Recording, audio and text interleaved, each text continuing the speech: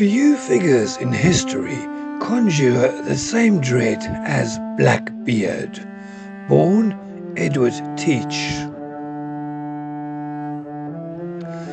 In the 17th century, Blackbeard terrorized the American colonies, his fearsome reputation spreading like wildfire. With his signature black beard and the infamous fuses he lit within it, he seemed less a man and more like a demon rising from the depths of the sea.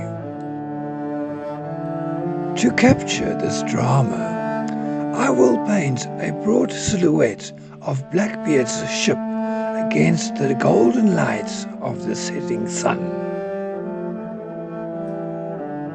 Using a palette knife, I will be able to quickly shape the imposing form of the ship without focusing too much on intricate details. This gives the scene a scale of immediacy, evoking the legendary power of Blackbeard's ship, the Queen Anne's Revenge. He sailed the coast, pillaging and blockading ports. His ship was a floating fortress, armed with 40 cannons and a crew of ruthless men. They said he could take down any ship with just the threat of his presence alone. But every legend has its end, and Blackbeard's demise was as dramatic as the life he led.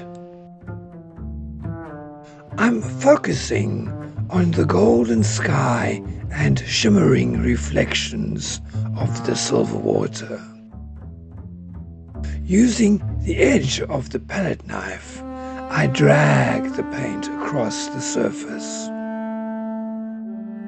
to create a broken, reflective quality. The silver tones contrast with the golden sky, hinting at the tension of Blackbeard's final days. In November 1718, the British Royal Navy, determined to stop his reign of terror, launched an assault on Blackbeard. Cornered off the coast of Ocracoke Island, North Carolina, Blackbeard's final battle unfolded in the glow of dawn.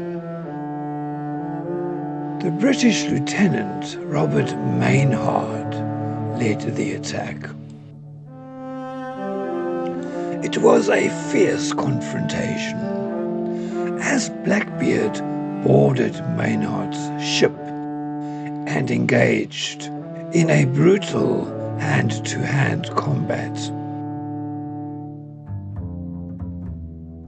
As I am about to work on the ship's silhouette, the palette knife allows me to keep the composition loose and painterly. I will focus on the contrast between light and dark to capture the ship's shadowy form against the sun-drenched sky. The key here is to use bold strokes to convey the drama of the scene without overworking the details. Despite being shot 5 times and stabbed more than 20, Blackbeard fought on. His determination and ferocity unmatched. But even the fiercest pirate could not escape death forever. So, in the end, Blackbeard was killed, and Maynard ordered his head severed and hung from the bowsprit of the ship as a warning to other pirates. His body was thrown into the silver waters, never to be seen again.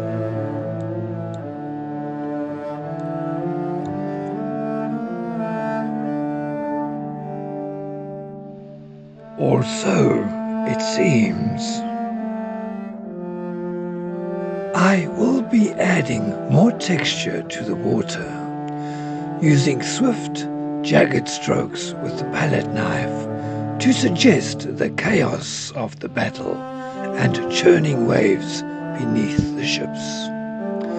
The silver and darker tones will create a dynamic surface, reflecting the ominous atmosphere of the final fight.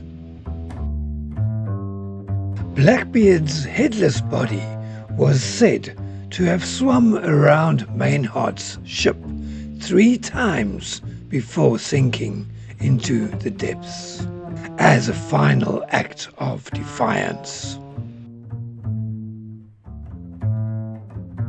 To this day, whispers say his spirit haunts the waters of the Carolina coast, searching for the treasure he never had the chance to bury.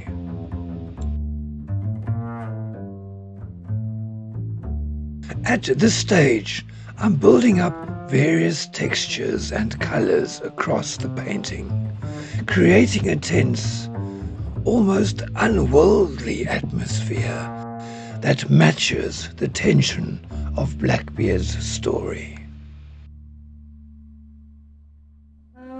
As I finish, I'm refining the ship's form, using the knife to suggest the sails and rigging without getting bogged down in fine detail.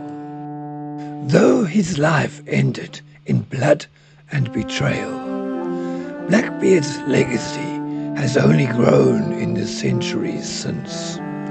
His treasure remains lost, but his legend, like the silhouette of his ship against the horizon, still sails on. The painting remains bold and dynamic, much like the pirate's story, larger than life, full of mystery and steeped in danger.